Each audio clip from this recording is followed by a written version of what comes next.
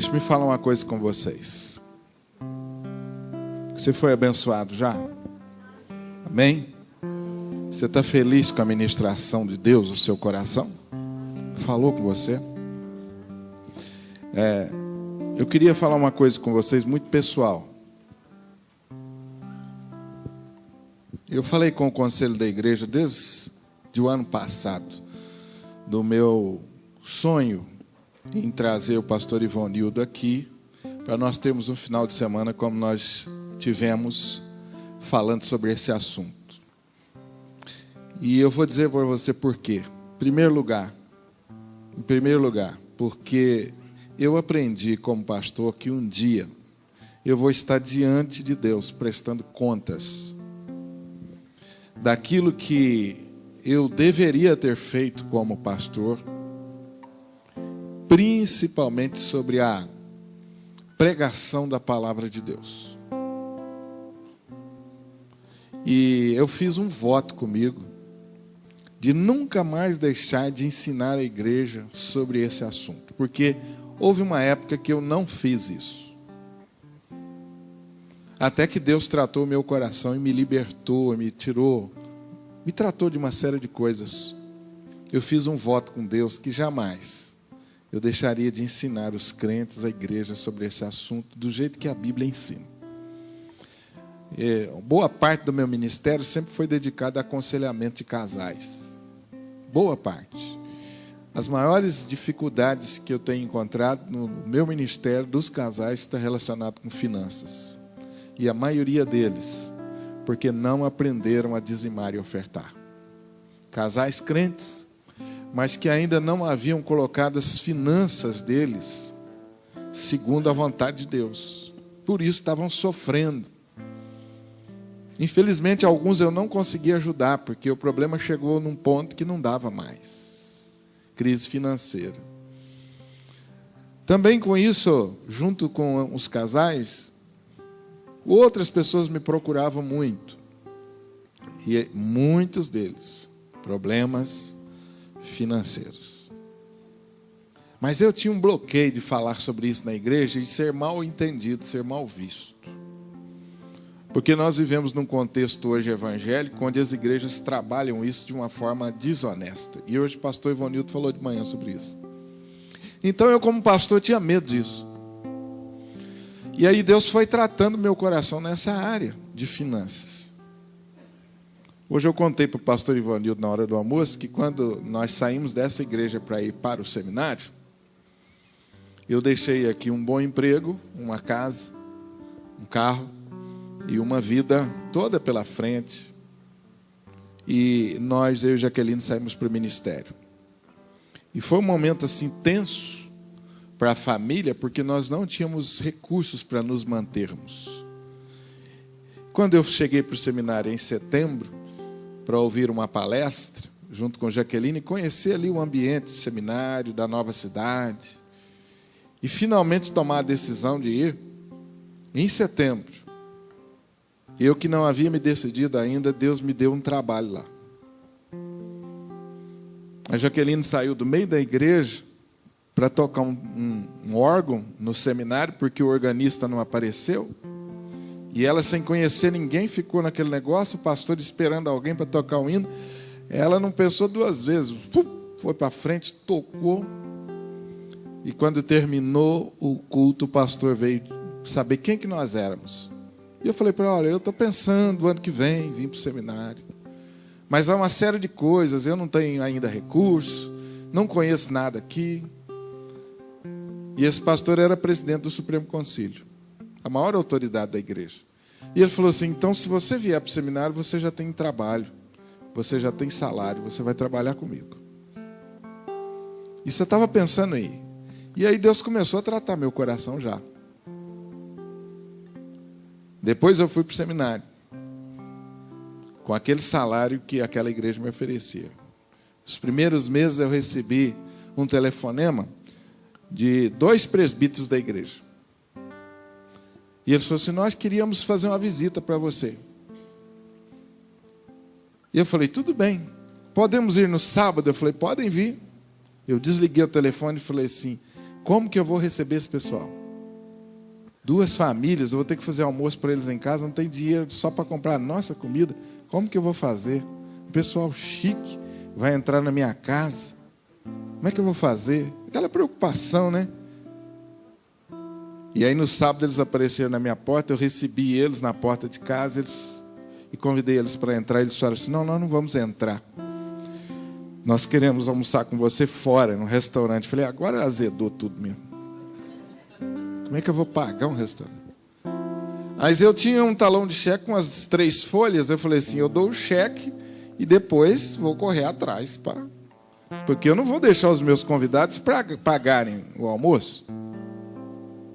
E nós almoçamos, e eu o tempo todo durante o almoço, falando: Jesus, como é que eu vou fazer para pagar esse almoço? E cada refrigerante que o pessoal pedia, dava aquele frio na barriga. Para que tanto refrigerante, né? Só um só para cada um, tá bom. Vamos pedir uma Coca litro, já viu essa aqui? E o pessoal comia com vontade. Eu falei: ô Jesus. E aí, terminando a refeição, o presbítero virou para mim e disse assim: você deve estar pensando o que nós viemos fazer aqui, né? A gente não se conhece direito. Eu falei: olha, na verdade, realmente eu estou meio curioso, porque a gente não se conhece, vocês vieram, mas eu estou muito feliz de vocês estarem vindo. Ele falou assim: nós queríamos aqui te fazer um pedido. Eu falei: pois não, que pedido? Ele falou: nós queríamos, durante todo o seu curso, sustentar você no seminário. Aí, gente, eu falei: eu não estou entendendo, né? O cara vem me pedir para me ajudar, né? Ele falou assim: é o seguinte, nós temos uma empresa e nós queremos investir em missões. E você foi na igreja domingo, foi apresentado lá na igreja há um tempo atrás, como seminarista, e Deus colocou no nosso coração que você era um missionário que nós íamos sustentar. E nós queremos que você, os 4 anos, estude sem se preocupar com dinheiro.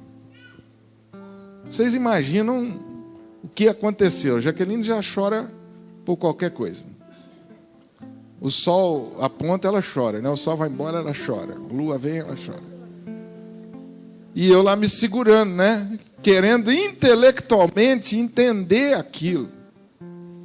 E ele falou assim: então, se você aceitar, domingo você leva a sua carteira profissional. Eu falei: como assim? Ele falou assim: não, você vai trabalhar com carteira assinada, direito a fundo de garantias e férias. De vez em quando você aparece lá para assinar o ponto. Mas você vai trabalhar assim, nós queremos que você trabalhe o tempo todo. 4 anos, o único seminarista de carteira assinada. Nunca vi isso no seminário. Deus tratando o meu coração. Deus tratando o meu coração.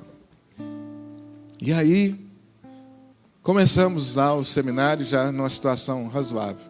Um dia o pastor da igreja virou para mim e disse assim: escuta, o seu presbitério ajuda você? Eu falei: não, lá o presbitério não ajuda não, lá é assim, eles enviam o seminário, mas é assim, vai com Deus, Deus te abençoe. Então, foi assim. O presbitério aqui na época que eu saí era assim, hoje não. E aí o pastor falou assim: se você se transferir para cá, eu vou pedir o meu presbitério para sustentar você, para te ajudar, com mais um salário. Eu falei: ô Jesus, mas aí é bênção demais. Me transferi de presbitério e mais um salário. 2º ano de seminário, eu fui passar férias, sabe aonde? Búzios. Búzios. Aí você fala: não, pastor, você também, né, exagerou. Não, exagerei não, o custo não foi tão alto não, mas estou dizendo isso para você ter uma ideia de como que Deus abençoa e tratou meu coração. E daí para frente, só pancada. Só pancada. Mas houve momentos em que eu pastoreei a igreja que entrou em crise financeira. Entrou em crise financeira.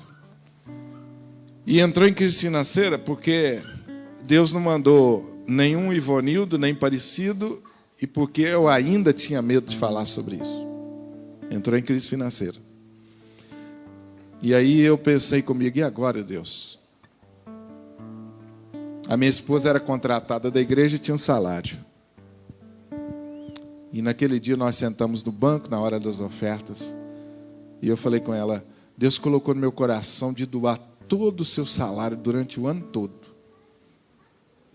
Porque o salário dela e meu era a mesma coisa e caía tudo no mesmo buraco, né? E ela falou assim, vamos lá, como sempre.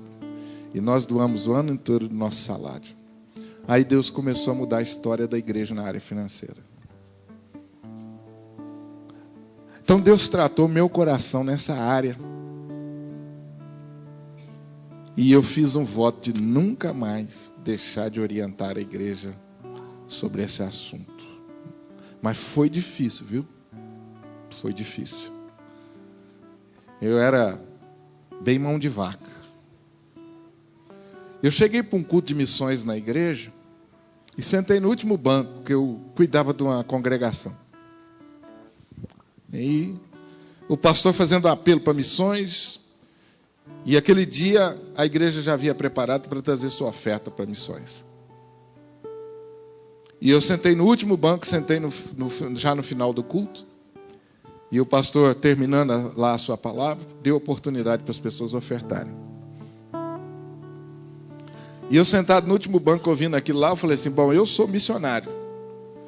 Essa igreja me sustenta, então eu estou livre da oferta. Não é? Essas ofertas que o pastor está aí é para mim, então eu não preciso da oferta porque eu sou missionário mantido pela igreja. E fiquei lá no banco falando isso para mim mesmo. E eu fico imaginando, né, pastor Ivanildo, Jesus me olhando de lá, né? Ele falou, esse infeliz ainda está... E eu, o pastor insistindo e eu lá, mas essa mensagem não é para mim. E aí Deus falou assim comigo, claramente, gente, dá tudo que você tem. No banco, dá tudo que você tem. Eu falei, como assim, senhor? Dá tudo que você tem. Então eu comecei a viver um conflito. Primeira mensagem não era para mim, depois agora Deus está dizendo, dá tudo que você tem. Eu falei assim, eu não tem alguma coisa errada. Comecei a intelectualizar e a querer entender aquilo que Deus estava fazendo no meu coração. E aí Deus falou assim, dá tudo que você tem no banco. Eu peguei aquele talãozinho do banco, tinha 3 folhinhas, as mesmas 3 folhinhas, surrada.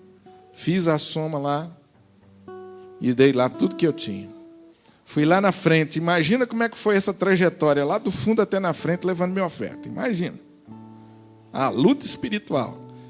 Eu nem tive coragem de olhar para minha esposa. E eu falei, como que eu vou explicar que homem irresponsável eu sou de dar todo o dinheiro? E agora, como é que o menino vai comer? Como é que a gente vai comer? Como é que vai fazer as despesas? Tudo. Voltei, baixei minha cabeça. O povo terminou o culto tudo alegre e eu lá pensativo. E agora, Jesus? Como que o senhor vai sair dessa? E aí terminou o culto, o povo levantou, eu vim para a frente da igreja cumprimentando o pessoal. E sempre vem as pessoas, né, os seminaristas, ora por mim. Aconteceu isso, aconteceu aquilo, compartilhando. Aí veio uma moça e colocou um papelzinho dobrado no meu bolso e eu falei assim, deve ser pedido de oração. Eu falei assim, eu que estou precisando pedir oração para a igreja, porque esse pessoal não sabe o que vai se passar, que eu não tenho o que comer durante a semana e não tenho dinheiro. E a menina ainda vem e coloca um pedido de oração no meu bolso. Eu falei, oh Deus, o que está acontecendo? Muito bem, terminou o culto, todo mundo foi embora, a gente já estava se despedindo, era o último a sair da igreja. Eu fui olhar o pedido de oração.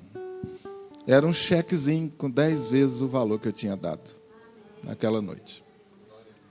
Deus tratando o meu coração. Então, o meu sonho, minha vontade, era que esse final de semana, a mesma experiência que eu tive, a mesma oportunidade que eu tive, você tivesse. Deixar Deus tratar você nessa área.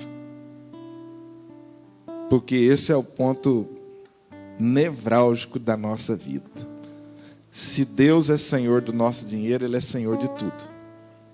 Estou certo, pastor? Se Deus é Senhor do nosso dinheiro, Ele é Senhor de tudo. Se Ele não é Senhor do nosso dinheiro, nós estamos brincando com Deus. de ser crente. E eu espero que você tenha me entendido. E hoje pela manhã eu falei e vou repetir. O pastor Ivanildo está aqui esse final de semana. Não é porque a igreja está precisando de dinheiro.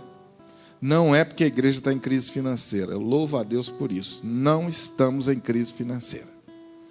Nós temos uma reserva financeira que o conselho, muito cuidadoso com isso, muito zeloso, tem uma reserva de contingência, né, Davi, que a gente chama, não é isso? Para os momentos de imprevistos. Normalmente 20% da arrecadação da igreja. Tanto que o conselho administra bem. Então, um problema nosso não tem problema financeiro a igreja.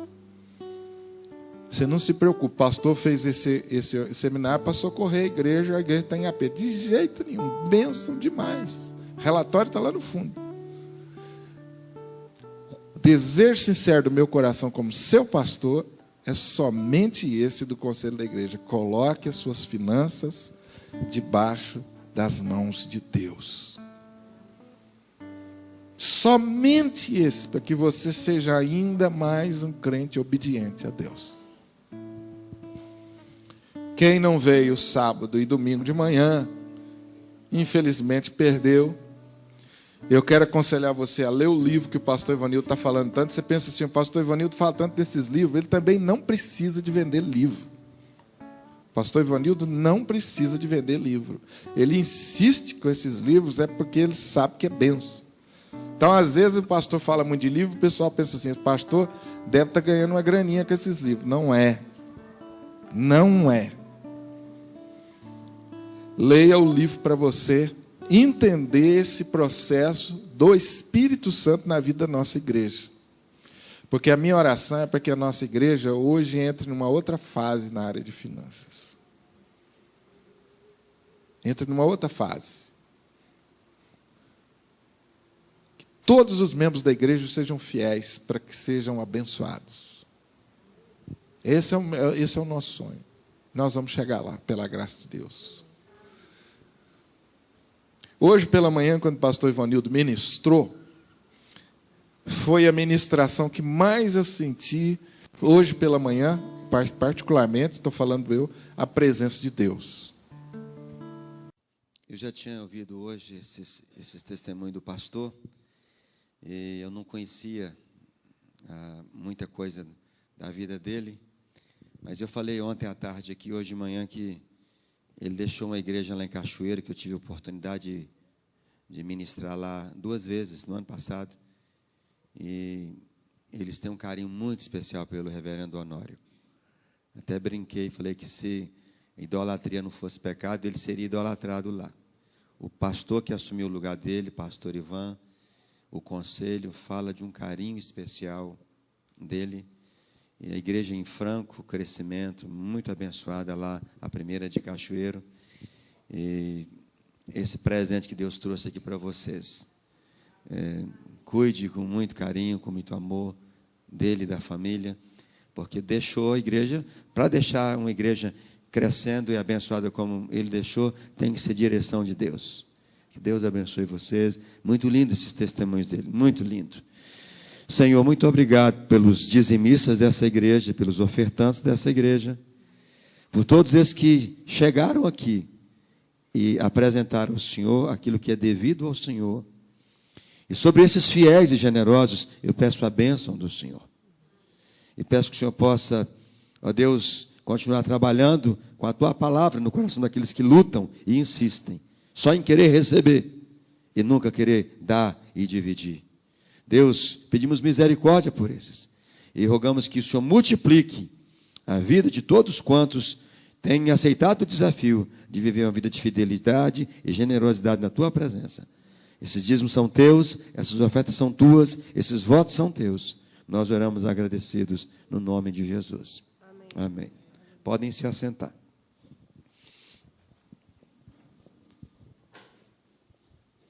Eu quero dar para vocês o meu testemunho sobre cleptomania tem cura. Esse testemunho meu está num livro que eu escrevi chamado Cura para o Caráter. E tive a honra de ter o prefácio da cantora Aline Barros. Esse livro não trouxe, porque eu não tinha para trazê-lo. Mas todos que estiverem interessados, teve alguém que disse para mim hoje de manhã que não iria poder estar aqui hoje, mas ia querer o livro para conhecer, porque, na verdade, eu vou dar para vocês uma pincelada do meu testemunho e vocês vão ter ideia do que Jesus fez na minha vida. Eu vim de uma família, meus pais, mineiros de Montes Claros, também sou Montes Clarense, e meus pais eram católicos. Minha mãe devota a Aparecida. Para vocês terem ideia como que minha família era tão devota e tão ligada à Igreja Católica, que minha mãe, ela colocou o nome de um irmão meu de Amadeu Aparecido, em homenagem à Aparecida. Um outro irmão meu nasceu no dia Todos os Santos, e minha mãe e meu pai colocaram o nome dele de santo, que de santo só tinha no nome, porque era o capeta e gente, só Deus.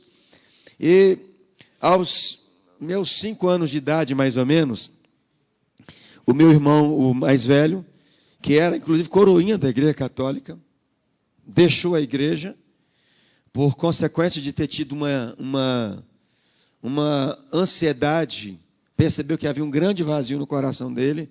Ele dizia que gostava da igreja, ajudar o padre a ministrar a missa era uma satisfação para ele, mas ele disse que sentia que faltava algo no coração dele.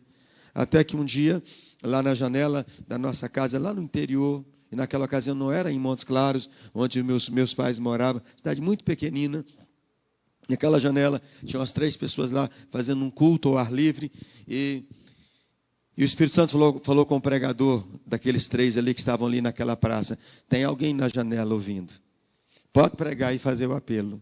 E aí, aquele pregador pregou, depois disse: quem quer aceitar Jesus? Não tinha ninguém lá, mas tinha alguém lá na janela.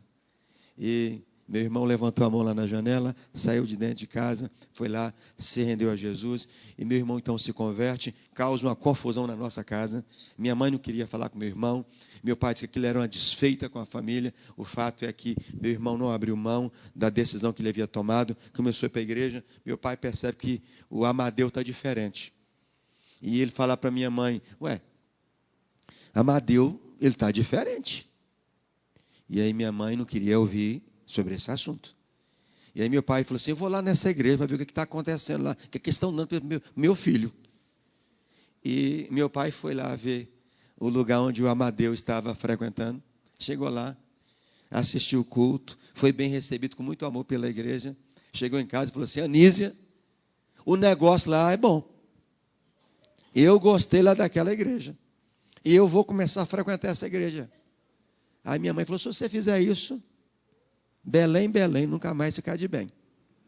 Meu pai arranja encrenca com a minha mãe. Ele falou: mas eu vou lá. Ele falou: e eu vou levar todos os nossos filhos comigo, porque eu sou cabeça. Olha só. Meu pai era um homem, vocês não têm ideia quem foi meu pai. Ele cuidava de bandidos. Ele que espancava os bandidos na cadeia. Meu pai era militar, e batia com palmatória. E para você ter uma ideia, ele não batia num filho, não. Ele não falava com o filho, não.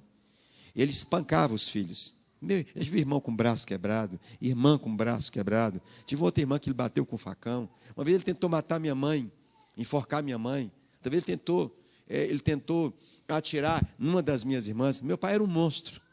Havia um espírito de violência que dominava o coração do meu pai. E ele disse para minha mãe: eu vou para aquela igreja, eu vou começar naquela igreja e todo mundo vai comigo. Os meus filhos vão todos comigo. E eram 9. Ela falou: eu não vou. E ela bateu o pé e realmente não foi. Não é que minha mãe era mais violenta do que ele, não. Não. É porque ele, num certo sentido, não sei como, ele respeitou que minha mãe era daquela igreja e que ela queria ficar lá. E o fato é que minha mãe ficou sozinha na igreja católica, todo mundo indo para a igreja, e eu fui lá para a igreja com 5 anos de idade.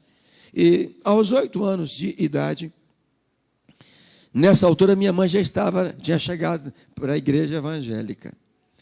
Ela teve uma experiência que a levou a visitar a igreja, e lá naquele dia ela aceitou o Senhor Jesus, mas é porque eu quero resumir para chegar onde vocês precisam ouvir.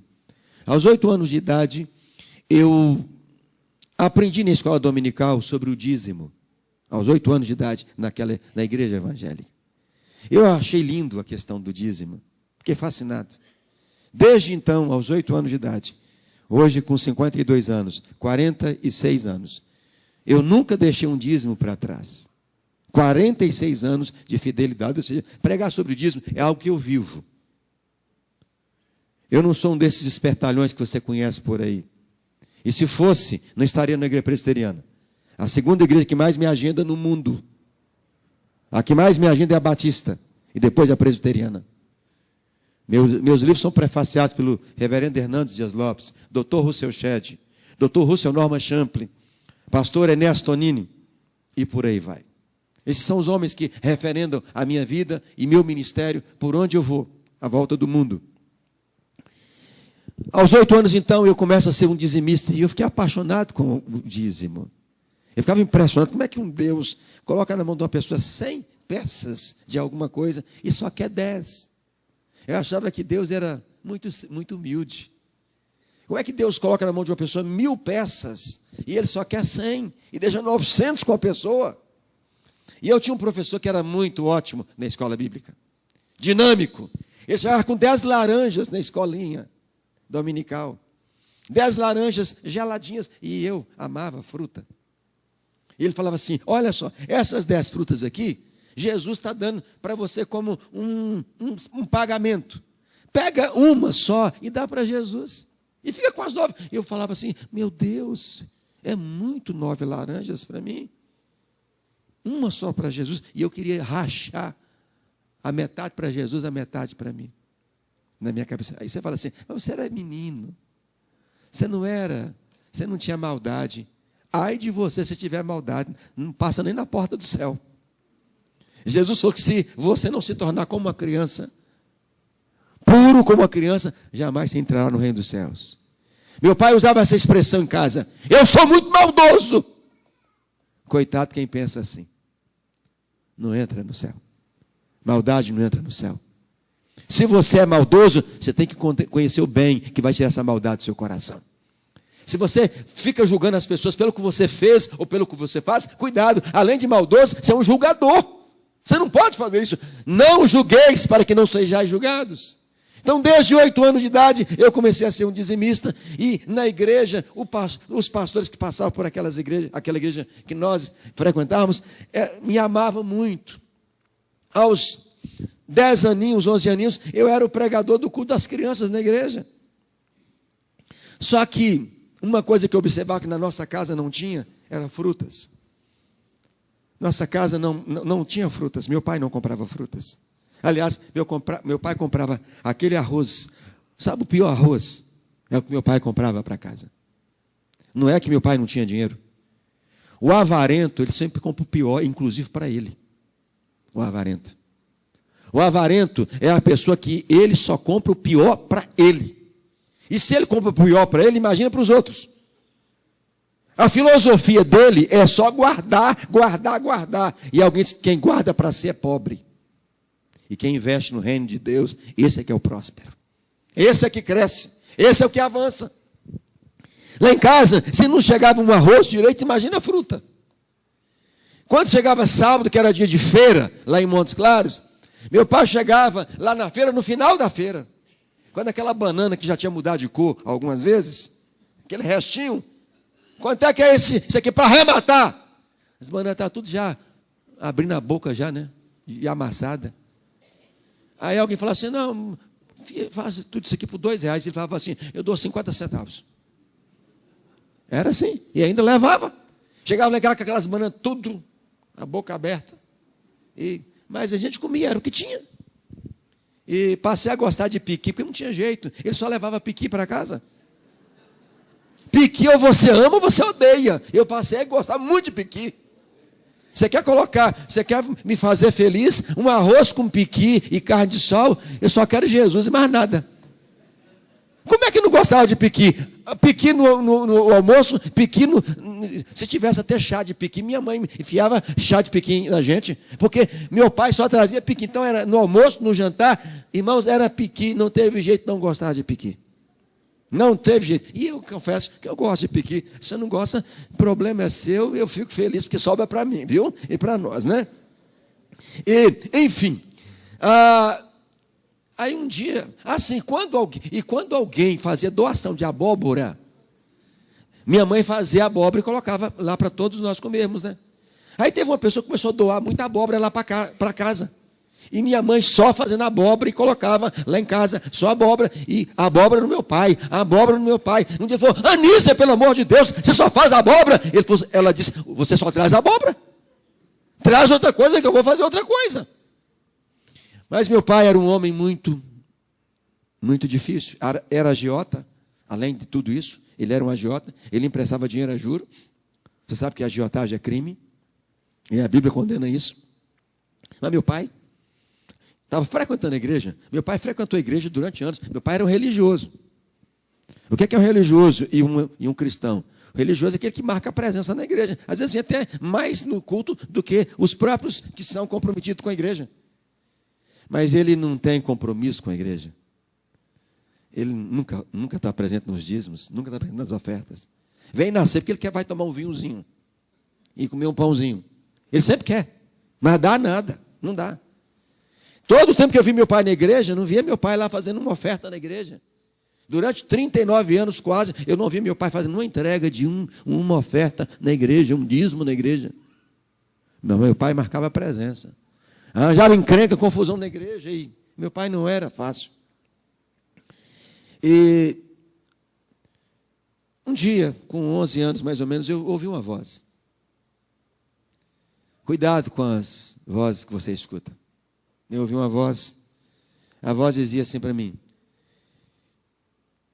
seu pai tem dinheiro, recebe dinheiro da polícia, recebe dinheiro da agiotagem, está cheio de dinheiro dentro de casa e vocês não têm frutas aqui para comer. Por que você não pega dinheiro do seu pai e vai comprar coisas para pôr dentro de casa? Deus entende isso. No primeiro momento, eu entendi que aquilo ali era Deus, porque Deus não quer ver nenhuma criança ficar com vontade de comer uma fruta e não comer. E eu fui e comecei a pegar.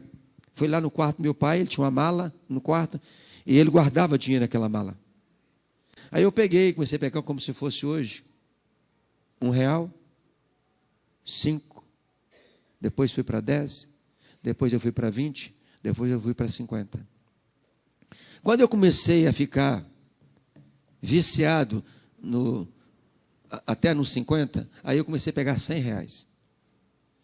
Meu pai tinha lá 10 pacotes de R$10, 10 pacotes de R$10, aí já pegava um pacote inteiro. Ele começou a sentir falta de dinheiro.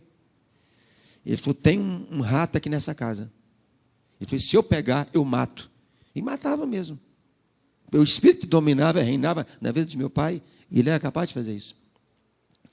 Só que eu não percebi que eu estava sendo envolvido por um espírito, chamado espírito da cleptomania. Eu não sabia nem o que era isso. Aí eu comecei a pegar dinheiro, ainda que esporadicamente, da minha mãe, que quase nada tinha. Peguei da minha mãe uma vez ou outra. Peguei uma vez ou outra de alguns irmãos meus, uns 2, 3 irmãos. Aí eu fui trabalhar numa relojoaria, eu prejudiquei meu patrão, vendi um par de aliança numa época lá, ele sabia que eu era crente, e eu vendi aquele par de aliança, fiquei com dinheiro para mim. Depois chegou um senhor, foi visitar a nossa casa, uma ocasião, aquele senhor, ele foi tomar banho, deixou a calça dele lá no banheiro, que estava com o dinheiro dele, peguei dinheiro daquele homem. Uma vez um rapaz estava entregando pães, sabe aquelas bicicletas de carga? Então, era muito normal entregar naqueles cestos enormes, aqueles pães. Um rapaz, irmão de um colega meu de escola, estava indo com a bicicleta, e incrível que o cleptomaníaco, na hora que ele chega no local, ele consegue ver o que ninguém consegue ver. Ele sabe onde é que está uma joia, ele sabe onde é que está dinheiro, parece que é um imã, coisa impressionante. Ele capta. Então, e quando você menos se assusta, você já está em cima da presa. Hoje é fácil você pegar um cleptomaníaco. Naquela época não pegava. Não tinha, naquela época não tinha esses recursos hoje de câmeras. Não existia. Então, aquele rapaz, ele deixa cair a bolsa do dinheiro que ele vem recebendo das padarias que ele entregava os pães. Quem é que viu a bolsa? Ivonildo. Peguei aquela bolsa, peguei o dinheiro. E o fato é que, só para você entender aqui a história, eu prejudiquei durante 4 anos 20 pessoas. A que eu prejudiquei durante os 4 anos, insistentemente, quase que semanalmente, quase não, semanalmente, meu pai. Esse mal trouxe um mal-estar para a minha vida, que eu comecei a ter algumas reações que eu não sabia o que era, hoje eu sei o que é. Eu comecei a sentir uma tortura, porque meu pai nos obrigava a ir para a igreja. Terça, quinta e domingo de manhã à noite tinha que ir para a igreja, senão apanhava. E depois tinha que pegar a mala e ir embora. Ele falava assim: enquanto estiver debaixo do meu teto, tem que me obedecer. Se não quiser me obedecer, pega a mala e vai embora. Mas se estiver comendo o meu feijão, ele falava assim. E eu tinha vontade de falar assim: mas se eu pudesse ir embora, porque o feijãozinho aqui é ruim, viu? Mas era melhor aquilo do que, né? E eu não saí porque realmente não tinha emprego, eu não tinha um outro. Mas o arroz, irmãos, tinha que orar para Jesus dar uma cara de que era um arroz de primeira. É porque a fome era de primeira, então a gente achava que o arroz era de primeira, entendeu? Então meu pai, ele obrigava. Então eu chegava na igreja terça-feira, quinta-feira, eu ouvia o que não devia fazer. É o que a igreja faz. Já aconteceu com você chegar num culto e você fala assim: não é possível que esse pastor está pregando esse negócio hoje. Estou falando de mim aqui hoje, não? Não é possível. Será que só tem eu aqui? Aí você olha para a direita, para a esquerda, você olha para trás e você só se vê naquela pregação. Eu me via sozinho naquelas pregações de terça, quinta, domingo de manhã e domingo à noite. Um Deus que falava para eu não fazer coisas erradas, e eu fazia. Terça, quinta e domingo de manhã e domingo à noite, eu ia para a igreja. Segunda, quarta e sexta e sábado, eu pegava o dinheiro dos outros. Eu descobri que tinha uma senhora, que tinha uma feira, era a melhor feira de Montes Claros, no mercado municipal de Montes Claros, e aquela mulher era uma macumbeira. Dona Maria, ela tinha a melhor feira, as melhores frutas. Quando eu percebi que aquela mulher tinha aquela banca bonita, eu pegava o dinheiro do meu pai, ia lá, irmãos, e comprava frutas à vontade. Aí você me pergunta: mas como é que você chegava com essas frutas? Seu pai não perguntava de que fonte que vinha, não? Sim. Eu dizia que eu ia engraxar sapato. Aí eu pegava a graxa, passava entre os dedos. Pegava a tinta e espirrava na cara, na roupa toda. Chegava todo sujo lá. E aí, vinha com aquelas 2 cestas. Maçã, pera, ameixa, pinha, o que você poder imaginar. Eu chegava, e meu pai falava assim: meu filho, o que é isso? Ele falava: é o engraxate. Ele dizia: então volta lá, vai engraxar mais. Eu falei: não, pai, já acabou o expediente hoje. E meu pai era o que mais devorava as frutas. E eu falava assim: ele não sabe que ele está comendo do dinheiro dele. A melancia, eu comprava a melancia inteira, ele partia a melancia. Quando eu voltava, a metade de uma só estava um buraco. E ele dizia assim: eu só gosto do miolo da melancia. Eu falei: quem gosta da casca? Mas comia com força. Então, mas mesmo sabendo que ele estava comendo, saboreando as frutas do dinheiro dele, que se dependesse dele, ele jamais compraria uma melancia. Mesmo assim, não trazia aquilo, não trazia paz ao meu coração. E eu comecei a perceber que eu estava dependente daquilo ali, mas eu não sabia que aquilo ali chamava-se cleptomania. Começou a bater uma angústia em mim. E mais ou menos 15 para 16 anos, eu comecei a sentir um desejo enorme de ir embora daqui. Eu não queria viver mais. Eu perdi a vontade de viver. Ah, pastor, isso já aconteceu e acontece comigo. Quer dizer para você uma coisa: você deve estar depressivo. Quando uma pessoa perde o prazer pela vida, ela está em depressão e em alto nível. E eu não sabia disso. E um dia eu planejei tirar minha vida. Aquela mesma voz que disse para mim que eu deveria pegar dinheiro do meu pai ou de quem quer que fosse para comprar frutas, aquela mesma voz eu vi quando eu estava angustiado. Naquela mala onde tem o dinheiro do seu pai, tem 2 armas. Pega uma, dá um tiro só, num dos ouvidos. Essa angústia vai embora. E eu cheguei a programar, sair do meu quarto, para ir no quarto do meu pai. No momento que ele estivesse me dando essa brecha, essa chance. No momento que ele abrisse a mala e deixasse lá, porque a mala tinha que estar aberta, eu ia lá fazer o serviço. E eu me programei, ele abriu a mala aquele dia para, não sei se foi fazer a barba. E quando ele entrou no banheiro, eu saí do quarto para entrar no quarto dele. Mas meu pai era um homem muito pesado. E quando ele andava dentro de casa, você percebia que ele estava em casa. Ou que ele estava se aproximando de você. Foi quando, eu não sei se ele esqueceu alguma coisa do estojo, de barbear. Irmãos, na hora que eu estava para lançar a mão da arma, meu pai vai aproximando e eu saio correndo do quarto. E eu entrei em desespero, correndo pela rua fora, chorando. Foi quando, depois de alguns minutos, eu caí em mim. Falei, meu Deus, que loucura que eu ia fazendo. E eu ia tirando minha própria vida. Alguns dias depois, eu recebi uma carta do meu irmão que estava morando no Rio de Janeiro, que ia fazer um acampamento de adolescentes na cidade de Serra Negra. Eles iam sair do Rio para ir para a Serra Negra.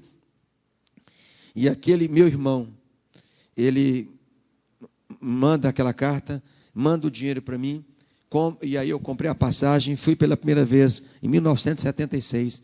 Eu saí de Montes Claros, interior, primeira vez. Fui para o Rio, chego no Rio, vou num Fusca com mais 7 adolescentes com o pastor para a Serra Negra. Você fala assim, como é que pode? Fui, estava lá dentro. Isso para um adolescente é uma aventura.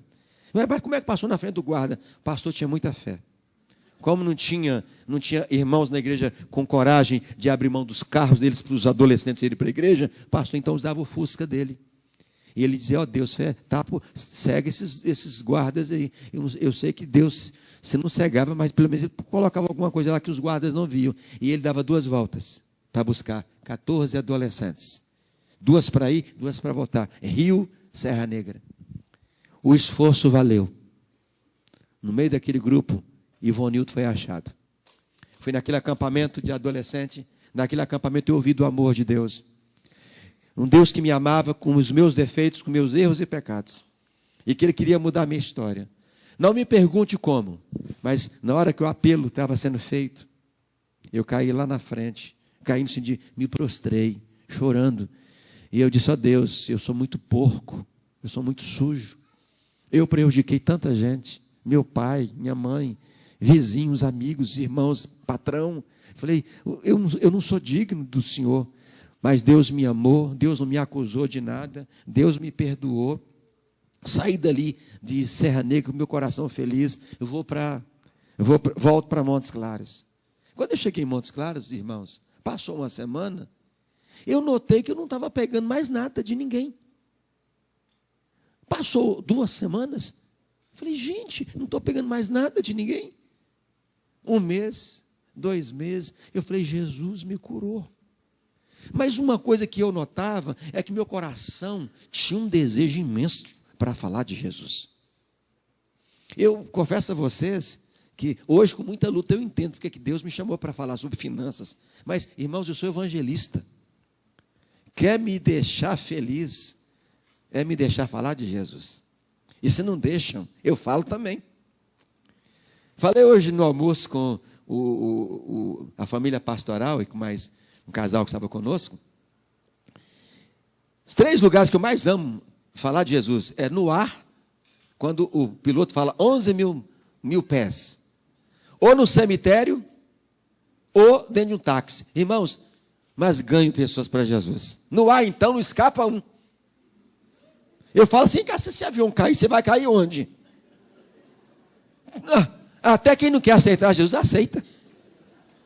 Até que não estava pensando em voltar. Você é doido? Como é que você fala de que esse avião pode cair? Mas se cair, você também vai cair junto. Eu disse, mas eu sei onde eu vou cair. Vou cair no colo de Deus. E você? Não, eu não sei. Falei, então aceita antes que ele caia. Irmãos, não aceitam. Mas vale na pressão. Irmãos, não importa. O que eu puder fazer para ganhar gente para Jesus, na pressão não, eu vou ganhar, sabe por quê? O inferno está cheio demais. Está muito cheio. Taxista uma vez foi me mandar calar lá em Vitória. Estava indo para o aeroporto. Meu carro é proibido de falar de religião. Falei, então o senhor faz favor, para o carro. Eu estou pagando. O senhor tem que me ouvir. Ele está certo, está certo. Não, continua, senhor. Chega na porta do aeroporto, em cima do volante. Senhor Jesus, eu te confesso como meu Senhor, perdoa os meus pecados, escreva meu nome no livro da vida. Quando o homem acaba de confessar a Jesus, eu vou e pago. Irmãos, já perdi a conta de quantas pessoas já ganhei para Jesus no ar. No táxi. Cemitério, então. Aquele momento de as pessoas machucadas. Você fala da eternidade, pô, fica com o olho desse tamanho assim. Ó. Eu falo, se você estivesse nesse lugar aqui, onde é que você estaria agora? Aceita Jesus, volta para Jesus. Então eu notei que eu estava com uma paixão imensa no coração. E eu estava sentindo que Jesus estava me chamando. Tinha me chamado para o ministério pastoral, quando ele me salvou lá em Serra Negra. Aí, aos 18 anos, 1980, eu vou para Campinas me preparar no seminário de teologia da Igreja do Nazareno. Cheguei lá, fiz uma oração. Cuidado com o que você ora, viu? Cheguei lá no meu quarto, eu era um aluno interno, e eu me ajoelhei no meu quarto e falei, Senhor, eu vim aqui para esse lugar para ser preparado, para ser um pastor. Eu não quero ser um pastor a mais no Brasil, não quero ser um pastor a mais na Igreja do Nazareno, quero ser alguém diferente, quero ser separado, quero ser um homem santo, um modelo para essa geração. Em nome de Jesus, orei. E eu senti Deus falar comigo, que bom ouvir essa oração. Que bom saber que você quer ser diferente. Que bom saber que você quer ser um homem santo. Um homem que esteja nas minhas mãos. Estou muito feliz com a sua oração. Você lembra de 20 pessoas que você prejudicou lá na sua terra? Eu falei, eu lembro, mas o senhor já me perdoou. Ele disse, eu perdoei você. Mas as pessoas não. Ele falou, então o problema é delas. Se elas não me perdoarem. Ele disse, mas você já pediu perdão para elas? Eu falei, não, isso não pode ser Deus que está falando comigo, não. Não, não pode ser Deus. Deus não põe a gente nessas encrencas assim, não. Não, sou eu sim. Você que fez as encrencas. Você prejudicou pessoas. Eu falei, não pode ser Deus. Aí sabe o que eu fiz? Eu fiz uma coisa que eu não uso como prática e acho perigosíssimo. Mas todos nós temos essa experiência que quando a coisa está no limiar da situação, você já jejuou, orou, pediu a irmã Maria, o irmão João para orar, e você não viu resposta nenhuma. Aí você recorre aqui, Senhor, pelo amor de Deus, fala comigo. Aí você tira tudo. Você tira papel, você tira tudo, Senhor. Onde cair aqui, se é o Senhor que está falando comigo, onde cair aqui, eu vou entender que é o Senhor que está me dizendo isso. Aí eu orei, chorei, e aí quando eu abri a Bíblia, falei, eu quero que o Senhor me prove restituição. No Novo Testamento, é mesmo aquela conversa daqueles crentes que não gostam do dízimo. Quero ver dízimo no Novo Testamento. Eu falei, se é o Senhor que está falando que eu tenho que procurar essas pessoas para pedir perdão, elas vão me pedir o que é delas. E aí? Me prova restituição no tempo da graça. Aí eu oro. Lucas 19. Zaqueu. Meu Deus. Zaqueu, um camarada, que era ministro da fazenda naqueles dias na cidade de Jericó. Era o texto que eu devia ter lido para vocês, mas quis ganhar tempo. Ele enriquece ilicitamente. Toda pessoa que cresce na vida ilicitamente, ela não é feliz. Não vive em paz. Porque sabe que está comendo dinheiro com dinheiro alheio. Pisou em alguém, lesou alguém, prejudicou alguém. Zaqueu cresceu na vida assim. É só você ler em casa. Não agora. Eu queria que você me escutasse. Depois você lê em casa essa história de Zaqueu. Zaqueu um dia, ele entrou numa angústia terrível. Ele era um camarada que tinha influência. E aqui, ó, a maior prova, texto clássico de que riqueza e fama não traz felicidade para ninguém. Zaqueu. Famoso, ministro da fazenda de Jericó. E dinheiro não faltava para ele. Mas ele era tão infeliz que um dia ele soube que um homem chamado Jesus ia passar na cidade de Jericó. Sabe o que ele fez? Ele podia parar, porque ele tinha influência. Ele podia parar aquela multidão que vinha com Jesus. Porque ele tinha dinheiro e tinha nome naquela cidade. Ele podia arrumar, vamos dizer assim, a melhor estratégia para ter Jesus de perto dele, porque o nome dele tinha peso. Mas ele preferiu não. Ele subiu numa figueira brava da estrada, chamada Sicômoro. Subiu e ficou lá em cima. E lá em cima, ele não chamou por Jesus, não. Mas quando Jesus passa por aquela cidade, e foi a última viagem evangelística de Jesus antes de ir para a cruz. Ele passou por aquela cidade porque ele sabia que ele ia mudar o coração de um homem, que ia mudar o coração daquela cidade. Aí Jesus passa, e quando Jesus vê aquele homem lá em cima, ele diz: Zaqueu, desce depressa. Porque Jesus tem pressa. Desce depressa. Porque hoje, não é amanhã, eu quero entrar na sua casa. Diz que ele desce a toda pressa, recebe o Senhor. Eu me deparo com esse texto. Quando eu vi esse texto, eu falei: Senhor, eu não tenho dinheiro e eu não tenho coragem. Como é que eu vou procurar essas pessoas se eu não tenho coragem? Ele falou assim: eu vou te dar coragem. Fique em paz. Eu disse: mas eu não tenho dinheiro. Ele falou: você vai trabalhar os 4 anos que você roubou? Você vai trabalhar agora. E você não vai usar esse dinheiro durante os próximos 4 anos. Eu trabalhei 4 anos, irmãos. Abri uma conta numa agência lá em Campinas, 4 anos. Só separava o dízimo. Não usava nada. Durante 4 anos. Quando acabou os 4 anos, que foi o tempo também do meu curso acabar, eu vou para Montes Claros, minha cidade. E antes eu recebi uma autorização do Senhor. Saca todo o dinheiro. Os 4 anos que eu havia guardado. Fui para Montes Claros. E eu fui procurando, antes de procurar as pessoas, eu vi que eu não tinha coragem. Aí caí no jejum. Teve jeito. Quando a coisa está difícil para você, estiver muito difícil, cai no jejum. Caça de demônios só sai através de jejum e oração. E eu fui para o jejum, fiquei uma semana em jejum. Depois eu fiquei mais outra semana em jejum. E aí eu comecei. Eu ia na casa de cada um, batia na porta, e eu lia o texto de Zaqueu. As pessoas me ouviam. Fui procurando um por um. E aí as pessoas diziam: mas por que você está me contando essa história? Aí eu falava assim: esse Zaqueu aqui sou eu. Eu falei assim: há um tempo atrás, eu peguei isso de você, eu quero pedir você perdão, porque eu não conhecia Jesus. A minha vida estava uma vida infernal, e eu vim aqui devolver isso para você, como prova da minha restituição. Queridos, ninguém queria receber o que eu ia devolver, ninguém, mas tiveram que receber, todos receberam. Eu fui procurando um por um, e eu vou só me ater aqui a 3 exemplos só. Meu ex-patrão, eu fui procurá-lo, católico ele. Quando eu contei a história de Zaqueu para ele, ele falou: eu já tinha ouvido essa história já. Aí eu falei para ele, e eu disse para o Senhor: eu vim aqui pedir você perdão, porque quando eu trabalhei com você, você me deu confiança aqui na relojoaria, e eu vendi um par de alianças, eu fiquei com dinheiro, e Deus me cobrou isso. Vim aqui pedir você perdão, e vim aqui te dar aqui esse valor, como prova da minha restituição. Ele começou a chorar. Ele falou: não, você ganhava pouco, você tinha mais que fazer aquilo. Eu falei: não, senhor, ganhar pouco ou ganhar muito é ladrão. Quem ganha pouco ganha muito e pega o dinheiro é um ladrão, não importa. Eu falei assim: existe o ladrão que rouba menos e aquele que rouba mais. Eu falei: eu fui desonesto com você. E ele falou: mas eu sempre acreditei em você. Eu falei: continue acreditando, mas agora, a partir de agora. E aí chorei com ele, dei um abraço nele, orei com ele, entreguei o dinheiro dele e saí dali. Fui procurar a Dona Maria no mercado, havia falecido. O Senhor falou comigo: você pega esse dinheiro, compra de Bíblias e distribua para quem não pode comprar uma Bíblia. Fiz isso. Aí fui procurar a minha mãe, a penúltima.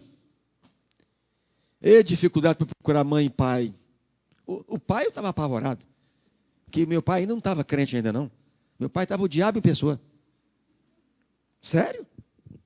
E eu falei: meu Deus, minha mãe era um doce, era e é. Hoje meu pai é um doce. Jesus mudou a vida do meu pai. Mas até então, aí procurei minha mãe. Quando eu fui procurar minha mãe, 2 irmãos meus vêm atrás, os menores. Falei, meu Deus, aí que ficou mais complicado. Contei para ela a história de Zaqueu, e fiz a aplicação com a minha vida, do que eu havia apanhado dela. E eu comecei a chorar, pedi a ela perdão. Falei, mãe, a senhora é a 19ª pessoa que eu estou acertando minha vida. Falta mais um, são 20 pessoas. Eu falei, senhora lembra quando sumia dinheiro aqui em casa? Ela falou, lembro, filho. Eu falei, pois é, quem pegava era eu. Quero que a senhora me perdoa, porque eu não posso viver uma vida dividida. Tenho que viver uma vida íntegra com Deus, ou eu não posso ser um pastor. Aí minha mãe me abraçou, me perdoou, não queria receber o dinheiro, mas por muita insistência minha ela recebeu. Ela disse, meu filho, eu já amava você, eu tinha um carinho muito especial por você, mas a partir de hoje, depois dessa sua postura, eu quero dizer para você uma coisa, eu não tenho dúvida, você vai ter um ministério muito abençoado por onde você passar. Me abraça, me beija, e ela disse, conta comigo, eu vou orar por você, para que Deus possa dirigir você com o seu pai. Irmãos, era enfrentar meu pai, era enfrentar só Jesus. Não era nada fácil. Eu vou procurar meu pai. Mas eu não tive coragem de ficar aí no jejum novamente. Aí, um dia lá, consigo, com a força do Senhor, fechar a porta. E meu pai tinha um móvel lá dentro de casa. Eu falei hoje de manhã aqui sobre ele. E meu pai tinha um móvel no quarto dele. Era na sala ou no quarto. Nesse dia ele estava no quarto. Quando eu chegava na sala, muitas vezes ele estava lá contando dinheiro e cheirando a dinheiro. Meu pai pegava dinheiro e cheirava. Ele falava, que delícia. É um avarento, é isso. Há várias maneiras de você cheirar dinheiro. Era a doença dele. Era um homem que tinha um apego exacerbado a dinheiro. E eu chegava dentro do quarto, cheguei lá no quarto, ele estava com a caneta, fazendo contas dos juros que ele ia receber. Que ele fazia todo dia. Aí eu cheguei e disse, pai, eu quero falar com o senhor. Ele aqui, a cama dele ali. Né? A cama dele ali, eu estava sentado ali, e ele aqui, falei, pai, eu preciso falar com o senhor. Ele falou assim mesmo comigo, pode falar. Vai. E de costa. Eu disse, não, pai, eu queria que o senhor me ouvisse. Ele falou, só escuta com o ouvido. Eu falei, eu sei, pai, mas eu precisava da sua atenção. Ele falou assim, você pode falar? Veja bem, tinha acabado de sair do seminário, me preparado para ser um pastor. Aí eu disse, eu queria falar para o senhor sobre um personagem da Bíblia. Vocês lembram que eu falei com vocês que ele não perdia um culto? Ele ia na igreja direto. E meu pai lia a Bíblia. Como meu sogro ele chega, às vezes, da rua, trocando as pernas. Mas antes de ir para a rua, sabe o que ele faz? Ele lê um salmo e ora, para Jesus abençoar o dia dele. Mas ele sai de casa, ele lê um salmo, ele acha que aquilo ali vai resolver o problema dele. Não, se você ler um salminho, se você orar, Jesus vai te guiar. Então ele entende que a bebida está na bênção. Quase trocando as pernas. Meu pai lia a Bíblia, ele não bebia a bebida lá que meu sogro bebe, mas ele tinha outra bebida dele. Ele tinha outra maneira de satisfazer a vida dele na carne. E aí, meu pai, ele conhecia a Bíblia, como o diabo também conhece a Bíblia. Aí, ele disse, pai, eu queria falar para o senhor sobre Zaqueu. Sabe o que ele disse para mim? Um safado que tinha lá em Jericó. Ele falou, Jesus era muito bonzinho, viu? Ele falou assim, um cabra, apronta com o pessoal o tempo inteiro. Depois vai lá, Jesus me perdoa. Jesus vai e perdoa. Se eu tivesse no tempo de Jesus, eu ia pedir Jesus para me dar Zaqueu um dia só, ia dar uma coça nele. Eu falei, meu Deus. Ele falou assim, eu ia pedir Jesus para me dar um dia só, Zaqueu. Eu ia pôr Zaqueu bonitinho na mão de Jesus. Se ele escapasse da coça, pelo menos ele ia para o céu direto. Ele falou assim, irmãos, se eu estava nervoso, a mão já estava assim, ó. Ele, pois não, você não vem aqui querer ensinar a Bíblia para mim, porque você é pastor agora não, né? Eu falei, não, pai. Ele falou, mas o senhor concorda comigo que Jesus foi bonzinho com Zaqueu, mas com o senhor também, e comigo também. Ele falou, como assim? E eu sabia, o Ivonildo, filho, sabia das tramóias do meu pai. Eu falei, o senhor sabe que se Jesus não for bonzinho com o senhor está no sal. É por causa da bondade dele, é que nós escapamos do inferno. Ele falou, pensando assim, é verdade. Jesus é bom mesmo com todo mundo. E eu não posso negar não, que ele tem sido bom comigo. Mas então, o que você está querendo? Mas isso de costa. Toda essa conversa, essa educação toda dele, Costa. É como alguém que está falando com você e a pessoa está lendo jornal, vendo televisão. Pode falar que eu estou ouvindo. Oh, Jesus, que coisa feia. Gostoso de Jesus quando ele quer nos dar atenção. Ele para tudo, né, gente? Ele para tudo para nos dar atenção. Eu falei, pai, o senhor lembra de um tempo que sumia dinheiro aqui dentro de casa? Ah, irmãos, para quê? Quando eu falei aquilo, o homem que estava o tempo todo de costa, com a caneta cai. E ele vira, olha para mim, assim, ó.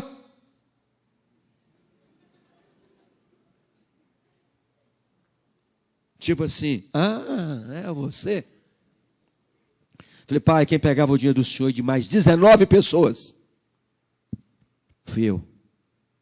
Mas eu conheci um Jesus que mudou minha vida lá em Serra Negra.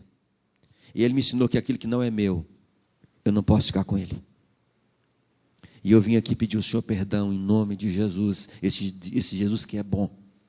Eu vim aqui pedir ao Senhor perdão daquilo que eu fiz com o Senhor. Porque os 19 que eu já pedi perdão, eu vim aqui para acertar a minha vida. Irmãos, meu pai partiu para cima de mim com os braços abertos. Me agarrou, chorando, soluçando, dizendo, meu filho, eu te perdoo. Meu filho, eu te perdoo. Mas chorava. E dizia, Deus, abençoa meu filho. Deus, proteja meu filho. Irmãos, ficamos ali uns 3 a 5 minutos abraçados, chorando. Quando acabou aquele momento, eu peguei, que foi o maior pacote, porque eu prejudiquei meu pai, os 4 anos. Os outros, como eu disse para você, peguei esporadicamente. Então, a maior fatia do bolo, eu peguei e disse, pai, isso aqui é o dinheiro do Senhor que eu juntei durante 4 anos, prova da minha restituição. Ele disse, não quero não.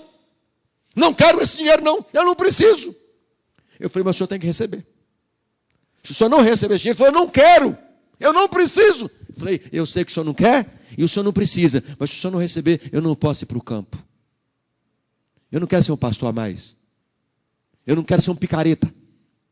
Eu não quero ser um pilantra. Eu não quero ser um bandido de terno e gravata. Eu quero fazer diferença na igreja onde Deus me colocar, na cidade onde Deus me colocar. Se o senhor não receber, então eu vou fazer qualquer coisa, menos ser pastor. Ele falou, é? Então me dá. Recebeu. Não seja por isso, eu não vou impedir você de fazer o que você está querendo fazer. Aí ele recebeu. É meu. Eu falei, agora é do senhor. O senhor recebeu? Eu falei, me perdoa por ter prejudicado o senhor durante todo esse tempo. Ele disse para mim assim, posso fazer com esse dinheiro o que eu quiser? Eu falei, agora é do senhor. Ele falou, posso queimar, jogar fora? Eu falei, o senhor não vai fazer isso, o senhor não é doido. Você quer conhecer, ter um doido na sua casa? Manda ele rasgar uma nota dele, de 50 reais. Dele. Dos outros é capaz até de rasgar para passar como doido, né? Aí ele disse assim, posso fazer com esse dinheiro o que eu quero? Eu falei, claro, é do senhor. Ele disse assim, olha meu filho, eu já tinha um respeito muito grande por você. Mas olha, essa sua atitude acabou comigo, me quebrou. Agora eu posso ter certeza que esse Deus existe. Eu estou maravilhado com o que eu vi você fazer. Esse dinheiro é para você começar a sua vida, um presente do seu pai. Receba. E como eu aprendi na Bíblia que a gente não deve recusar presente, eu falei, recebo, em nome de Jesus. Recebi. Irmãos, quando eu acabei de fazer aquele acerto com meu pai, parece que saiu das minhas costas um peso, um caminhão de chumbo. Me senti leve, leve, leve, porque agora eu poderia consultar a minha consciência e saber que não tinha dívida com mais ninguém, a não ser o que a Bíblia diz, o amor. Podia, como posso hoje, viajar o mundo e pregar sobre isso. Jesus mudou minha história. E mais, aquele moço que estava morrendo com a depressão, síndrome de pânico, tratado por Jesus. Uma terapeuta um dia chegou para mim e disse assim: depois que você teve essa experiência com esse Jesus, quantas recaídas que você teve? Com a cleptomania? Eu disse: nenhuma. Por que teria que ter? Ela disse: você nunca teve? Eu falei: quando Jesus cura é para valer. Curou, está curado, está liberto. Ganhei essa terapeuta para Jesus, através da minha vida. Eu falei: ó, aproveita agora. Ele está aqui. É pegar ou pegar. Não é largar, não, é pegar. Aquela mulher, toda vez que ela encontra comigo, ela não me chama de Ivonildo, pastor. Ela disse: eu conheço muito pastor pilantra, mas você é diferente. Você é um homem de Deus. Testemunho faz diferença. O testemunho muda a história. Alguém disse que Yuri Gagarin foi à lua e disse: eu não vi a Deus. Zaqueu subiu numa pequena árvore e viu a Jesus. Ele teve um encontro com Jesus que mudou a história dele. E detalhe, Jesus concordou com a restituição dele. Porque ele falou, quando ele viu Jesus, e Jesus olhou para ele e falou: desce depressa. Ele desceu. Quando ele desce, ele faz uma oração: Senhor, resolvo dar aos pobres a metade. Já começa crente dando 50%. E tem crente que não consegue dar o dízimo, 10%. E ele não fez um seminário com o pastor Ivanildo de finanças. Primeiro momento dele com Jesus. Ele disse: Senhor, resolvo dar. Cristianismo que não começa com doação não é cristianismo. E alguém diz que um cristianismo que nada custa, nada vale. O cristianismo custou a maior doação, que foi a morte do meu Jesus, do seu Jesus. Ele disse: resolvo dar. Ele começa a vida dele com Jesus dando. Resolvo dar 50%, a metade dos meus bens. Ele diz: e o que eu roubei, eu quero acertar as contas. E eu disse assim: hoje sim, houve salvação na vida deste homem. Jesus concorda com a restituição dele, ou seja, não fique com aquilo que não é seu. Comprou um carro com dinheiro desviado da empresa, você tem que procurar o patrão, pedir ele perdão e devolver. Eu tenho um colega em Campinas, que quando eu fui dar o meu testemunho, lá no seminário em Campinas, um colega meu que trabalhava numa empresa, no seminário isso, ele desviava o dinheiro de uma empresa, e com o dinheiro ele comprou um carro, foi lá pedir perdão o patrão dele, e devolveu o carro, que era o carro que ele tinha comprado com o dinheiro desviado, e passou aí para o seminário de ônibus. Eu falei: ué, Osmaí, o que houve? Ele disse: depois daquela palavra que você deu, eu não podia andar mais com aquele carro. Aquele carro não era meu. Devolvi para o meu patrão. Ele falou: estou andando de ônibus, mas como se eu estivesse andando com uma BMW, porque eu estou em paz. Mas aí talvez você diga o seguinte: mas graças a Deus eu não tenho esse problema. Eu não tenho esse problema que você teve da cleptomania. Mas a cleptomania, se você for entender bem, é algo errado que alguém faz. Concorda comigo? É você pegar algo que não é seu. É você comprar algo que você não comprou devidamente. O que tem de crente que compra carteira? Qual a diferença? Crente que faz um negócio e adultera um documento. Qual a diferença? Um crente que vai num posto de gasolina e aí a empresa mandou você gastar R$200. Você chega lá no posto, R$200 no mês. Chega lá no posto, você manda colocar 50 no carro e o frentista fala assim: quer quanto na nota? Você fala assim: põe 200. Qual a diferença? Vai para uma escola e cola na escola. Qual a diferença?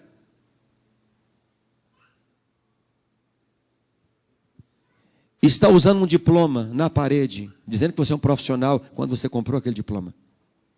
Mandar alguém assistir aula para você na faculdade, para marcar presença, para você não perder a matéria. para depois você ter. Eu sei de algumas pessoas que foram aprovadas, foram diplomadas, que não teve 20% de presença, porque pagava para alguém ir para a faculdade. Estou falando de crente, líderes. Qual a diferença? Tudo é desonestidade, desvio de caráter. Você marca com a pessoa um compromisso e não cumpre.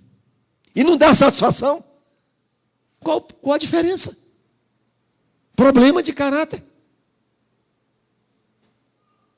Você testemunha quando você nunca viu nada, aceitou ser comprado para ser uma testemunha. Eu sei que isso mexe. E quem quer ir para o céu tem que consertar a sua vida com Jesus.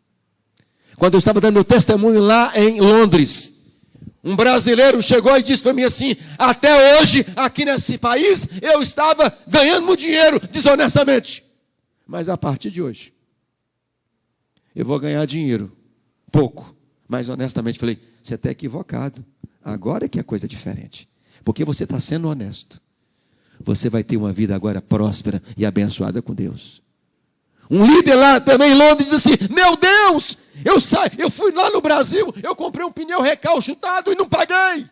Eu falei, volta, e agora paga um pneu novo. E esse líder fez isso. O que eu quero dizer para você: quem quer viver o que você cantou aqui nessa noite, nós cantamos esse cântico hoje de manhã, eu amo esse cântico. Aquele, Senhor, eu quero obedecer a Ti. Eu quero ter um coração igual ao Teu. Para ter um coração igual o do Senhor Jesus, você está dizendo outras palavras o seguinte: eu quero ter um caráter parecido com o caráter de Jesus. Sabe qual a maior riqueza que você tem, que eu tenho? É o nosso nome. Se você tem nome, você não precisa ter dinheiro, não. Se você tem nome limpo, você é bem-vindo em qualquer lugar. Deus tratou meu caráter, mudou minha história, e tem mudado a história de muita gente à volta desse mundo, que disse o seguinte: eu não quero ficar com nada que não é meu.